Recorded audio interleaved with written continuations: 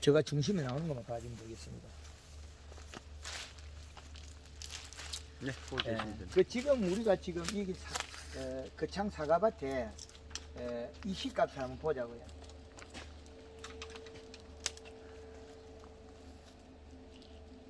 이게 제로 나와서 한번 더 찍어봐야죠.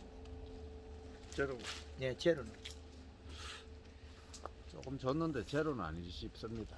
밑에 내려가니까 요 정도 깊이 내려가니까 뭐가 나오니 0.21, 21. 요거 보면 아마 그 제로나 지금 다를 바 없어요. 김천의 그 짠돌이가 사과를 교육을 계속 받고 기술을 배워가지고 영양제를 되게 쳤거든요. 그래 치고 해도 색이 안 나서 작년 8월 31일 날 저하고 통화했어요. 제가 뭐라 했겠습니까? 비로조라 그랬죠. 8월 31일 날요? 그래 9월 5일 날 100평당 유한 반포 단 한 번에 반포 10kg 했죠. 9월 5일에 비료를 했어요. 200평에 한 포. 그런데 우리 사과 교본에 보면 200평에 9월 달에 비료를 한다 그러면 교과서에 없는 내용이죠. 그때 조금 작게 해서 그래. 한 포씩 했더라면 정말 좋았을 겁니다. 이 시가 그렇게 해도 0점 몇 밖에 안 올라가요. 제로에서 0.3. 짠돌이가 척전기를 사가지고 어디 갔겠습니까? 자기 가르치준 사부한테 갔겠죠. 거기 가서 밤에 딱 찍어보니까 밤 10시경에 이 시 척전기를 들고 가서 찍은 거예요. 이 시가 얼마 나올게요?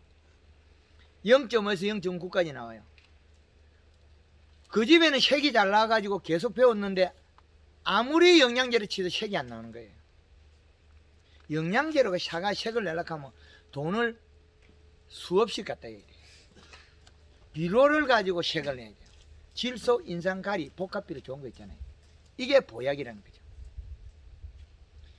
비료로 가지고 색을 내는 건 뿌리가 일을 한다 소리고, 영양제로 색을 낸다 소리는 잎을 우리가 조절하고 있는데 그게 별로 신빙성이 없어요. 그게 절대적인 게 되기도 하고 전부이기 되기도 하는데 그건 다가 될 수는 없어요. 그런데 여기 사과밭에 지금 이 실을 체크했을 때 표면에 지금 한 이 실을 체크하면 이게 그 낮은 자리는 이 시가 낮게 나와요. 아주. 자, 지금 여기에서 이 시 체크했는데 요 지점에 이 시 그러면 약 그 15cm 지점에 0.21 아주 낮은 수치. 이것마저도 믿을 수 없다는 거죠. 질소분이 안 되고 가리 성분하고 뭐 항산가리, 염화가리, 미량요소 줬다면 이것마저도 질소분이 아니에요. 이 잎은 누가 키웠느냐? 영양제가 키웠다는 거예요. 돈만 냅다 들었지 경제성은 떨어져요. 그러면 우리가 사과 농사를 지으면서 지금 입자가 항산가리 입자가 보이거든요. 항산가리 하시는가요? 아니요. 그럼 유황을 뿌리는가 혹시? 예. 그렇죠. 그거는 용은 잘 안 녹아서 뭐 이씨하고. 예.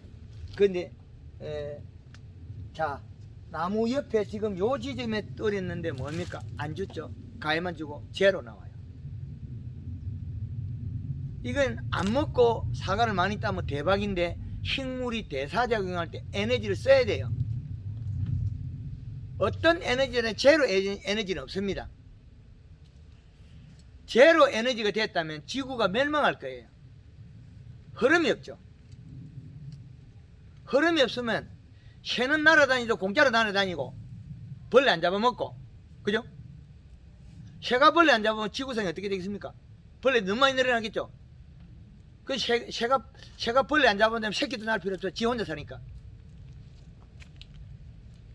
제로 에너지 농법은 없어요.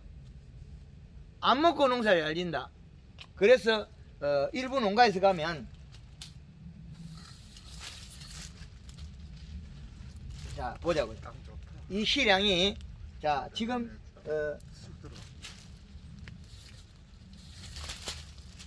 이거만큼 들어갔어요. 60cm, 그건 70cm 들어갔는데 이 시가 몇째? 0.05. 요거를 갖다가 의성에 가니까 고추밭을 하다가 사과밭을 만들어니까 요 짝대기 다 들어갔을 때 여기 표시 다 들어갔을 때 70cm 밑에 이 시가 1.0이에요. 앞으로 5년 동안 비료 주지 마라 그랬어요. 그 농가에서 농가들을 지도할 때 어떻게 하겠습니까? 1년에 5,000명이 왔다 갔다 하는데 우리 집에는 비료를 하나도 안 줘도 사과농사 이래 잘 된다. 이 시 척정이 없어요. 그 집에. 이 시가 1.0을 가지고 있었기 때문에 농사가 잘 되는 거예요. 이 시량이 그 밭 테두리에 가니까 부사가 조금 생겨 있어. 한 열대폭이 20폭이 정도. 거기는 이 시가 0.3이에요. 부사 쬐까만해요. 안 커요. 그런데 안에 있는 홍로는 이만큼이 커요. 왜 그랬겠습니까? 이 시량이. 이 시량이 많으면 홍로가 어떻게 됩니까? 겨울에 나무가 얼어 죽어요. 왜? 다 따고 나면 웃자람 현상이 벌어지거든요. 다 따고 나면 잎이 두꺼워져서 비분을 더 흡수하거든요. 단풍을 들여서 자기 본 모습을 돌려놔야 되는데 사과를 수확하고 나면 돌려놔야 되는데 그 되돌림을 안 했다는 거죠. 우리가 사과 홍로 다 따고 나면 뭐 하나요? 감사비를 주고 있죠. 거기다가 이게 낙엽 지운다고 요소로가 연면시 해야죠. 2번 죽여요. 황금알농법에서는 단풍만 들이고 내년 봄에 비료 줘도 충분하다는 거죠. 단풍이 들면 뿌리가 멈춰요. 단풍이 들면 탄수화물이 축적해서 몸속에 탄수화물 농도가 높아져요. 단풍을 안 들이고 잎이 떨어지면 어떻게 하겠습니까? 뿌리는 아직까지 활동을 20일 동안 또 해요. 20일 동안 비분을 계속 가져와서 몸에 축적을 해요. 겨울에 몸속에 탄수화물 농도가 낮아서 잘 얼어 죽겠죠. 뿌리하고 잎하고는 별개예요. 왜 별개이겠습니까? 설악산 대청봉에 있는 나무들은 단풍이 들어요. 왜 그랬겠습니까? 뿌리가 정지를 하죠. 멈추죠. 잎이 광합성에서 해서 영양분을 축적해서 탄수화물을 축적시키나요. 겨울에 안 얼어 죽죠. 마이너스 30도에. 그런데 우리 사과밭에서 사과 얼어 죽죠.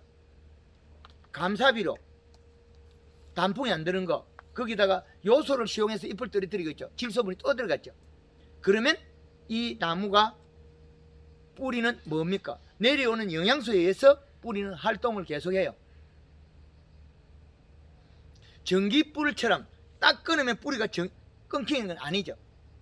영양이 안 내려올 때만이 뿌리가 세근을 활동을 멈춰요. 그런데 영양이 내려가고 있잖아요. 내려가는 영양소는 계속 활동해서 비분을 축적해버려요. 겨울에 얼려 죽이는 농법이다.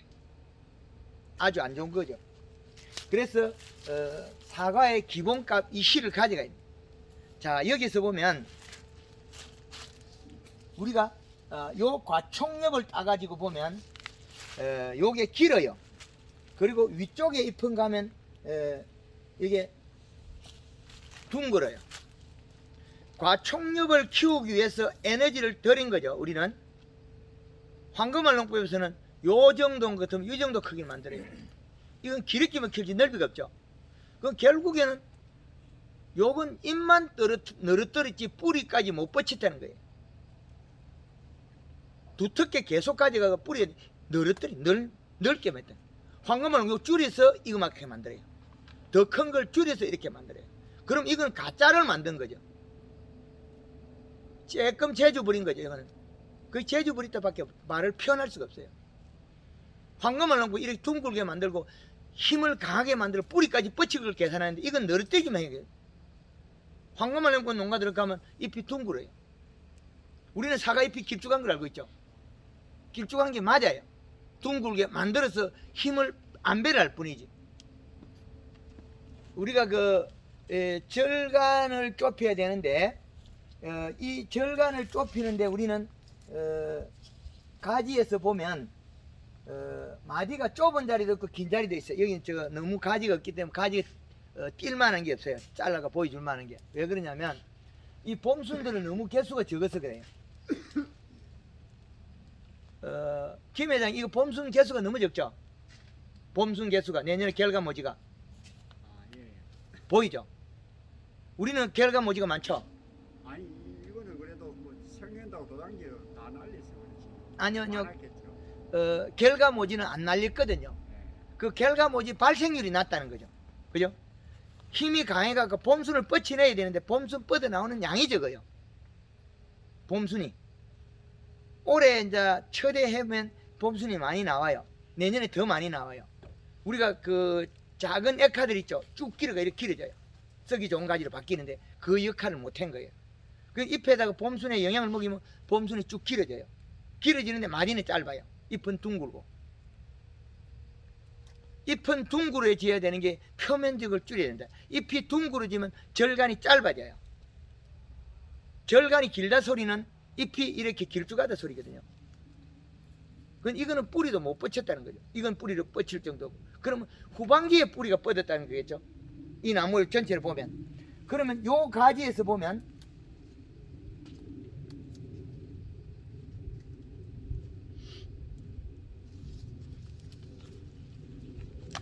잎이 중간에 잎이 이렇게 차이가 나요. 중간에 잎이 밑에 잎은 이렇게 큰 게 있다가 중간에 급격히 작아졌죠. 왜 그랬겠습니까? 여기 이 마디에 여기에서 멈출라 크다가 크는 경우 이게 멈춰야 되는 계기가 늘어져 버린 거죠. 그러면 이건 뭐 말이죠? 봄순을 안 키웠다는 거예요. 마지막에 또 이게 나와 있어요. 봄순을 키우면 멈출 때 딱 멈추거든요. 멈추지 않고 쭉 자란 거 있죠. 에너지가 이쪽으로 빠진 거죠. 그래서 과실이 안 크다는 거예요. 못 컸죠. 횡이 안 자라요. 이거는 봄에 봄순을 한 5월달이나 6월달에 잘랐을 수 있어요. 봄순 안 잘랐는가요? 봄순 안 잘랐어요. 여름에 하계전역 매월달에 있는 거예요. 한번 자를 때 5월달, 6월달, 7월달 중에 한 번도 안 잘랐어요. 상단만 한번 살짝 매월달이에요. 한 7월달. 7월달이요. 그러면 그랬더라면 요거는 어떤 현상이냐면 봄순의 굵기가 가늘어서 영양 에너지가 봄순으로 안 흐르기 때문에 후반에 큰 거예요. 그럼 초기에 봄순을 키워놨으면 에너지가 봄순으로 흐르면 사과가 빨리 클 건데 여기 에너지는 낭비가 된 거예요. 이건. 계속 자랐으면 사과가 전체 면적에 보면 이놈들이 자란 면적이 커요. 여기에서 이만큼 자라고 요것들도 여기 멈출락 하다 이만큼 자랐죠. 여기 이만큼. 이거 다 사과인데 돈을 낭비한 거죠. 봄순을 키웠더라면 요것들이 안 자라요. 봄순이 작으니까 영양 흐름이 이쪽 자라는 쪽으로 다시 흘러버린 거죠. 그런데 비료를 안 주고 적게 했더라도 그 자기 에너지는 어느 정도 키울 에너지가 있었는데 그걸 활용을 못한 거죠. 그래서 사과만 길쭉하게 만들어놨고 봄순을 안 키웠으니까 뿌리를 못 뻗치고 힘이 약하니까 어떻게 해서 봄순이 안 굵어지니까 여름순 뚫고 딴 데로 가버렸어요. 이제 이해됩니까? 봄순이 굵으면 영양이 봄순을 움직여요. 봄순이 가늘면 도장지 뚫고 나가고 이 도장지나 웃자람이나 두 개는 똑같아요. 2차지 자란 거나. 이제 이해됩니까? 완전하게. 그래서 봄순을 키우면 2차지 이래 자라면 여기서 여기까지 자랐거든요. 이게 자람이 없어요. 그러면 봄순이 여기서 약 40cm 자라고 또 위에서 40cm 또 자랐죠. 그럼 이건 돈이 얼마예요? 엄청난 돈이에요. 돈을 낭비하고 있다는 거죠. 그러면 그 말씀하시는 데이터베이스가 되는 롤 모델이 되는 그런 나무가 있나요 지금? 그런 식으로 생장이 멈춰가지고. 김 회장님 집에 가면 있습니다. 봄에 비를 주고 해도 도장지가 전혀 안 돋아납니다. 김천의 짠돌이 도장지 안 돋아난다 그럽니다. 비료를 밑비료를 100평에 요수 한 포, 비료 요수 21다시 한 포 두 포를 넣어도 100평에 넣어도 도장지가 안 나요. 왜 그랬겠습니까? 봄순을 키워놨기 때문에 봄순으로 영양이 흐르는 거죠. 그 봄순을 많이 발생시키면 내년에 결과모지도 좋거든요. 그런데 우리는 그 봄순을 키워야 되는데 봄순이 나올 때 원래 멈추는 정지가 되어 있지 않아요. 잎이 먹으면 두께가 있으면 봄순이 더 길어져요. 커진다는 거죠. 그럼 우리가 이 속에 보면 액화들이 조금밖에 안 커져 있죠. 짧게 크고 있죠. 그걸 더 뽑아내면 되죠. 더 길게 만들어내면 우리가 사과 달기 좋겠죠. 근데 그 봄순이 다 적다는 거죠. 근데 이런 잎들을 봄순의 잎을 보면 요렇게 큰 잎도 있어요. 자, 이런 잎들은 크죠. 길었기만 크지 이게 실질적으로 큰 게 아니라는 거죠. 잎 길이만 키워놨지 큰 효과가 없어요. 뿌리를 제대로 못 뻗친 거죠. 잎만 키운 거죠. 이 쇼맨십이에요. 둥글게 만들고 두텁게 만들고 뿌리까지 뻗치고 그다음에 봄순을 새롭게 많이 뻗쳐내야 되거든요. 척지를 많이 만들어내야 되는 척지를 만들지는 못했다는 거죠. 이 나무에서 전체적으로 척지가 작아요. 주지에서 척지가 많이 나와줘야 되거든요. 척지 발생률이 낮다는 거죠.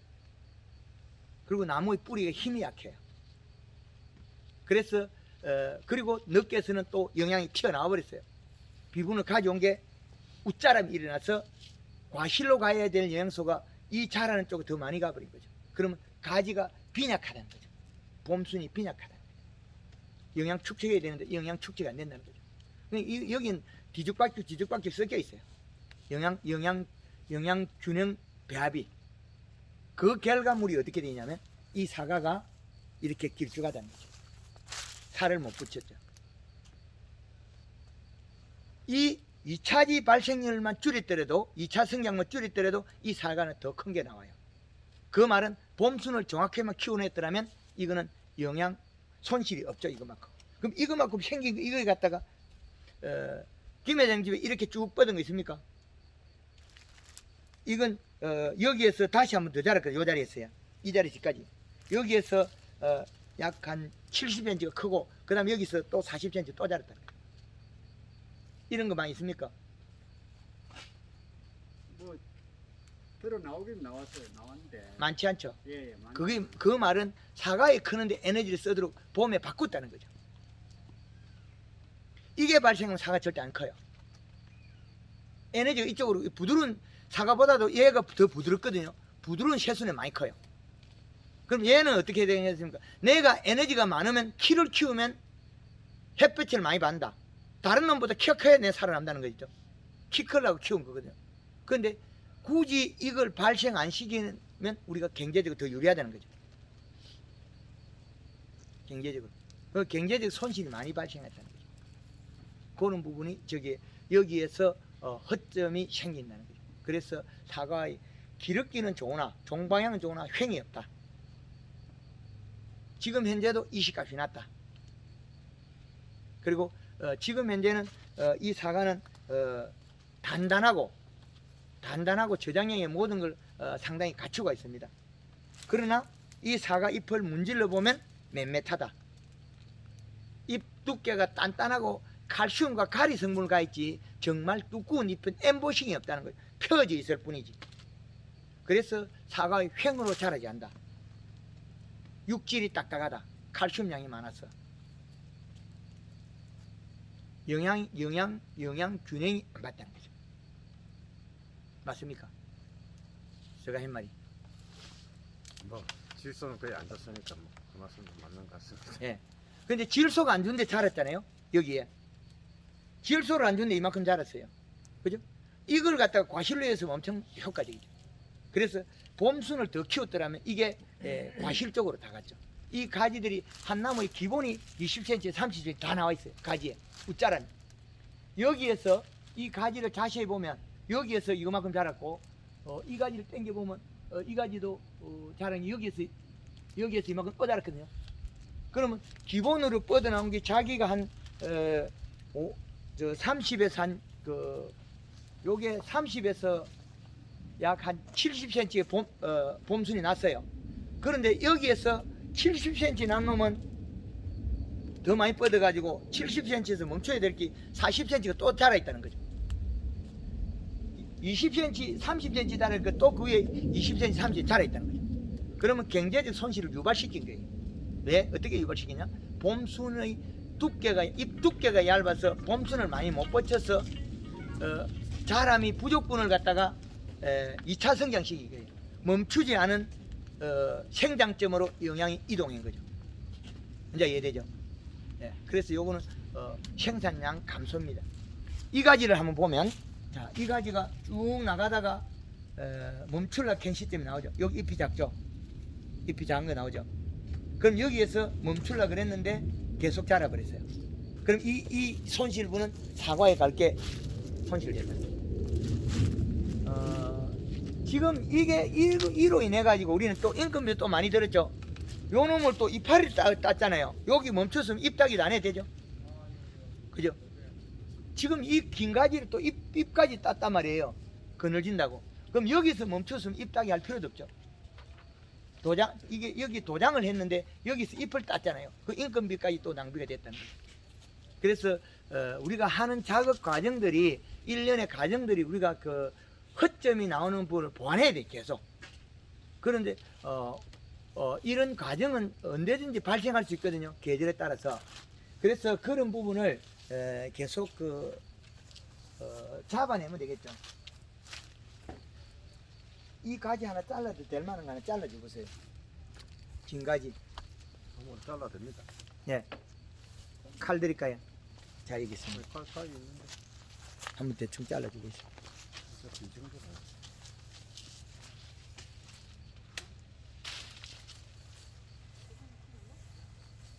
자, 여기 보시면 여기에 보면 마디가 절간이 아주 짧아요.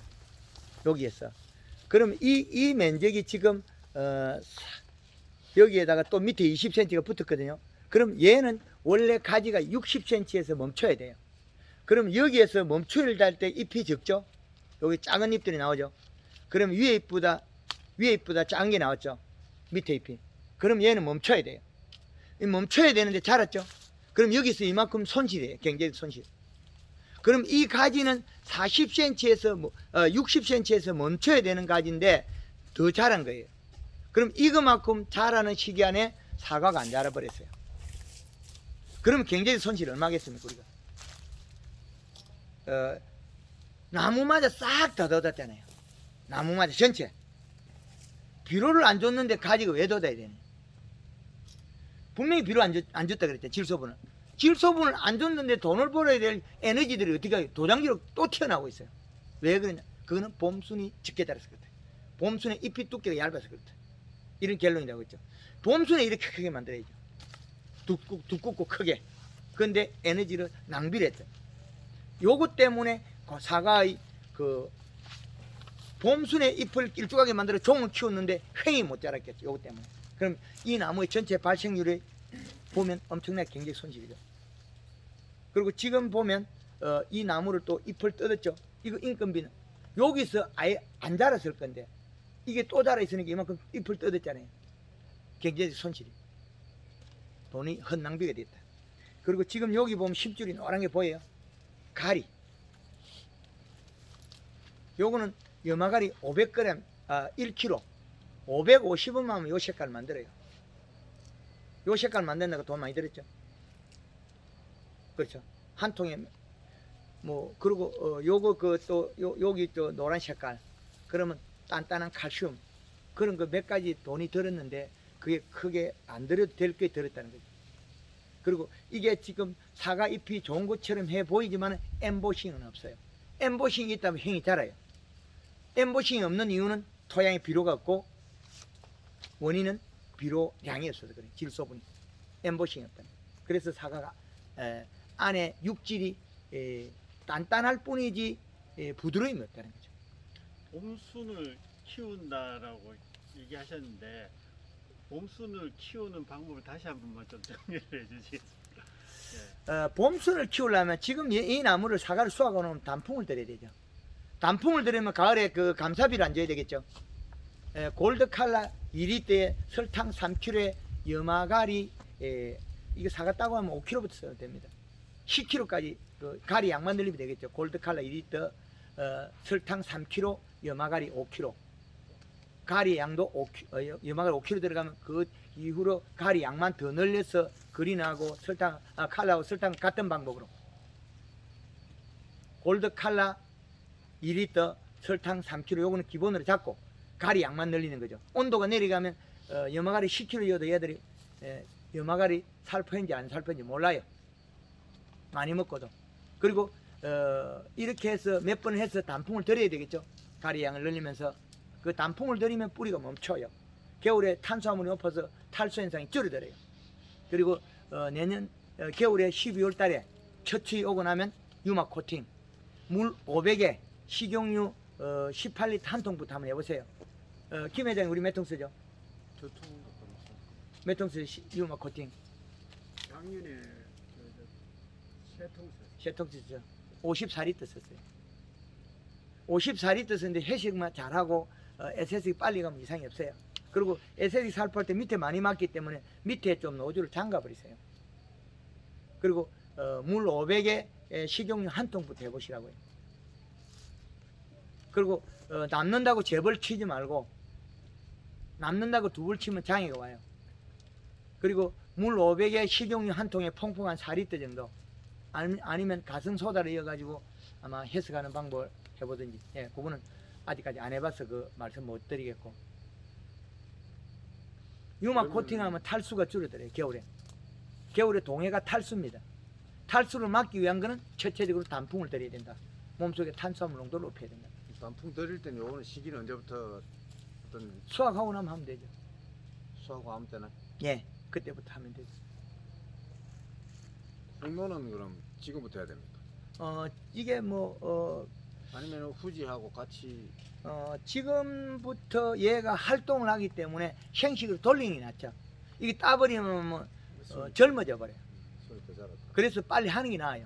가리 양을 늘려가지고 더 못 자라게 해서 만들어야죠. 그게 나아요. 그리고 유막 코팅은 밑에 SS기 노즐을 좀 잠가서 하고, 이 스프링 쿨러가 있다면 그 헤드를 빼고 하는 게 좋아요. 기름에서 굳어버려요. 헤드 빼고 하고, 그 다음에 유막은 그 좋긴 하나 장애 요소가 있다.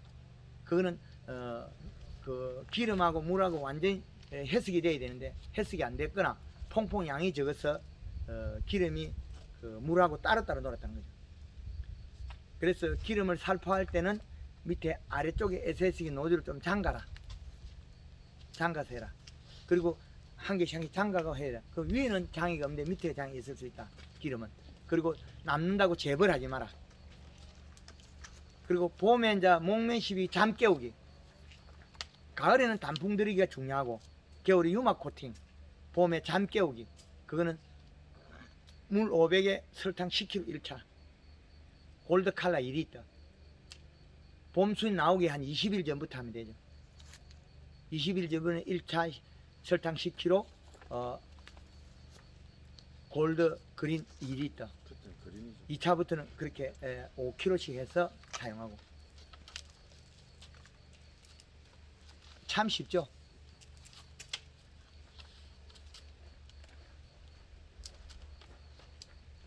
사과 어렵습니까? 이시 측정기 기계한테 물으면 반 이상은 가르쳐줘요. 사과 농사 누구한테 가르쳐줘요? 이시 측정기 얘가 가르쳐줘요. 잘 가르쳐줄 사람한테 물어봐야 되겠죠? 이 사람이 아니에요. 얘가 사람도 아닌 것이 사람보다 더 잘 가르쳐줘요. 5초 안에 가르쳐주니까. 김 회장이 그 비료량 누가 가르쳐줘요? 얘가 가르쳐주죠. 예. 사과 농사 잘 되는 거 얘가 가르쳐줘요. 기존값을 얘가 잡아주니까. 사과 농사 잘 된 거 지금 가서 색 잘 나고 잘 된 것들 가보면 요 꽂아면 얘가 딱 가르쳐줘요. 어떻게 잘 돼, 지금 좋다는 걸 딱 가르쳐줘요. 그럼 이해되죠? 예. 그런데 이걸 갖다가 허접한 걸 샀으면 저하고 소통이 안 돼요. 여기 쬐끄만 것들이 측정기들이 있거든요. 20, 30만 원짜리 그거 갖다 버리라 그래요. 정밀도가 떨어지는 걸 쓰면 우리가 소통이 문제가 되겠죠. 그럼 제가 입을 닫고 말을 안 해요. 왜? 소통이 안 되니까 그러겠죠. 그리고 밤마다 지력이 따위가 차이 나요. 점질토냐 사질토냐에 따라서 요 이시가 머물고 있는 비료량이 머물고 있는 게 다 달라요. 자각각. 그래서 해마다 사과를 빨갛게는 만들어나 팽으로 못 키우는 단점이 있을 수 있어요. 여기는 팽으로 동그랗게 못 키운다는 거죠. 길쭉하게는 만들 수 있다. 봄에 어떻게 봄에 조금 어떻게 했으니까, 그죠? 그래서 우리나라에 사과 교육이 워낙 많잖아요. 그런데 이 잎을 보면 다 알 수 있어요. 이 잎을 보면 둥글었다가 좁았다가 길었다가 다양하게 되고 있잖아요. 이 가지들을 보면 요 잎은 보면 거의 둥근 형태가 있죠. 그런데 아랫잎은 또 작았다가 여기는 멈춰야 할 때 작죠. 그 여기서 이만큼 자란 거예요. 그래서 이게 몇 cm예요? 50cm, 그 40cm, 50cm 자라버린 거예요. 이게 다 돈이 날아가 버린 거예요. 이 돈은 잃어버린 돈은 찾을 수가 없어요. 나뭇가지에 뭐 팔아도 돈 되겠어요? 사과에다 들어가 돈이 되죠. 나무까지 만드는데 이 영양소 같으면 사과를 행으로 다 키울 수 있어요. 근데 이 비료가 그렇게 아니더라도 요것만 발생하지 사과를 옆으로 다 키웠다. 요 마디에 보면 절간이 여기 1cm, 2cm도 안 돼. 여기서 여기까지. 요건 두 마디에 요 사이에. 요 한 개 더 있거든요. 그럼 여기 멈췄어야 돼요. 100%. 안 멈추고 요만큼 또 커버렸잖아요. 멈출까 말까 여기부터 했거든요. 멈출까 말까 멈출까 말까 여기 멈춰야 된다 했는데 어떻게 되죠? 풀려버렸죠. 왜? 봄순이 작아서 그렇다. 봄순이 가늘어서 그렇다. 그래서 봄순을 완벽하게 완성을 시킨 잎만 살짝 키워놓고 말았다. 그게. 예, 또 다른 질문 있습니까?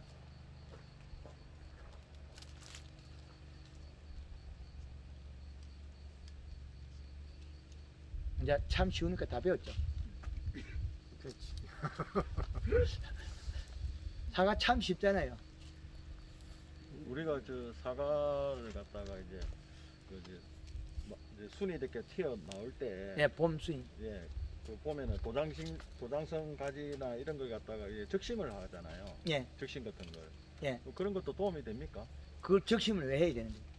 꽃눈 만들라고요. 꽃눈 만들라고요. 일마 딜있다 하겠죠. 그 다시는 만들지 마세요. 웃자라지 않는 가지로 갖다가 가순을 행성해야 돼. 웃자라는 가지로 만들어내면 도장지만 뒤기랑 일 뒤지기 많아요. 꺾어가 만들어내는 거 얼마나 그래서 2, 3년 안에 도장지 튀어버려요. 이 주지를 만들어 나갈 때 이거는 희어가 만들어 나가면 돼요. 여기서 척지를 만들 때는 결과모지를 만들 때는 웃자람 가지를 만들면 그 농사 망쳐요. 농사 뒤지게 고생하는 거죠. 여기서 꺾어가 만드는 가지 사과 조금 달고 나면 도장지 터져갖고 그 일만 뒤지기 많아요. 도장지를 키워가지고 그 도장지를 7월 20일 정도에 한 2, 30cm 잘랐다가 내년 겨울에 겨울 전쟁할 때 2cm 높이를 잘랐다가 다시 도장지가 나고 객까지 달고 나와요. 웃자람 가지, 웃자라지 않는 가지. 다시 7월 20일 때 요거 잘라놨다가 요 객까지가 도장지 안 나게 만들었다가 9월달에 요거 딱 잘라보면 요거 안 돋아요. 그리고 요 가지를 내년에 쓰면 웃자라지 않아요. 매년 사과 따먹어도 여기 보면 사과 매년 따먹어도 안 크는 가지가 있죠. 근데 요놈의 가지들은 사과 따져먹지도 못하고 해마다 도장지만 나요. 이 가지. 이 가지. 그리고 이 가지 속에 보면 우리가 꺾어가 만든 것들이 간간히 있거든요. 꺾어가 만든 것들. 도장지만 뒷변하지 효과가 별로 없어요. 그걸 갖다가 많이 만들어내면 나중에 일이 엄청 많아요. 요 가지 보면 요 가지는 안 자라요. 근데 요 가지는 되게 잘 자라거든요. 웃자란 가지는 발생시키면 일이 되게 많아요. 웃자란 가지. 강원도 평창 가니까 그 나이가 많은 분이 웃자람 가지 없이 사과를 만들어냈어요. 자웅 17년생 가니까 도장지가 많이 안 나요. 웃자람 가지를 만들어 꺾어가 우리가 가지를 만들면 일이 튀지도록 많이 해야 돼요. 매일 도장지 나고 그거 뜯고 있고 그거 자르고 있어요. 웃자람 가지를 발생시키지 않는 방법으로 나무를 길러야 돼요. 요 정도의 가지를 가지고 있어야만이 도장지를 가지고 있어야만이 체내적 영양분 확보해서 봄순이 돋아나요. 또 9월달에나 잘라버리고 나면 우리가 복잡해서 잘라버리고 나면 내년 봄에 안 돋아나요. 체내적 영양을 확보 못하거든요. 웃자란 가지, 웃자라지 않는 가지 발생. 그거는 제가 2006년도에 농림부 신지식 장의달 때 그때 발표했어요. 그때 안정화 씨가 다 교육을 이 도장지가 났을 때 이 도장지를 비틀지 말고 그냥 7월 20일까지 키웠다가 이걸 잘라 놓으면 다른데 영향을 안 줘요. 우리는 이걸 답삭 자르거나 그러지. 그러면 다른 데가 튀어버려요. 그럼 이 가지가 튀었다는 소리는 이 나무에 다른 데 이 부위를 손을 댔다는 소리예요. 여기에서 이것만 튀었잖아요. 그럼 이 나무의 다른 부위를 잘랐기 때문에 이게 자란 거예요. 그런데 자를 걸 갖다가 약간 높게만 잘라서 이게 안 터요. 이제 이해됩니까? 요게 왜 텄을까요? 다른 부위 손을 대서 텄어요. 그래서 함부로 손을 떼지 말아 그러거든요. 그래야만 이게 안 터야만 과실이 큰다는 거죠. 이게 컸다는 거죠. 그 자를 때 요만큼 높게 잘라면 요거만 터지고 이게 안 커요. 도장지를 놨잖아요. 도장지를 다섯 잘라버렸잖아요. 뜯어내버려 보고. 그럼 어떻게 되겠습니까? 여기 자라버려요. 그럼 여기 사과가 안 커져. 근데 요 놈을 갖다가 선 놈 여기 살짝 자르면 조금밖에 안 자라요. 그럼 그 에너지가 어떻게 과실로 가요.